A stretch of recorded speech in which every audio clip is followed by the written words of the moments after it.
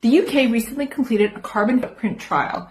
They allocated 40 kilograms of CO2 per person per day. This would include things like buying clothes, buying food, traveling, and even heating your home. Each person receives 4 kilograms of CO2 usage of food per day.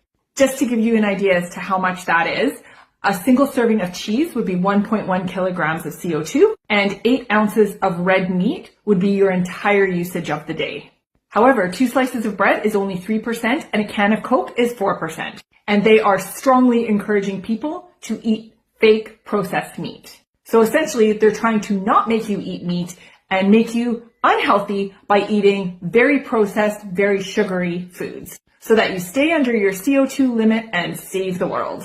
But don't worry, because pharmaceuticals that will be used to treat all the diseases that you're going to get from all this fake food and sugary food is not going to be factored into your CO2 usage. Food suppliers are already testing this by labeling their foods with the amount of CO2 consumption in that package. What about buying clothes? One single shirt would account for 2.1 kilograms of CO2. If you don't want to spend your CO2 allowance on a shirt, you can always buy used clothing, which they strongly encourage you to do as well. Let's talk about travel. So flying from London to New York would account for 80 days of usage. Heating your home, you have 2 options. You can remain cold or pay an extortionate amount to have alternative heating sources, whatever the government deems as alternative heating sources. Let's talk about your freedom of movement, going to sports games, going to the movies, gardening. All things that you deem as entertainment will all cost you. And this is not some idea that's just being pulled out and talked about. It's actually being planned.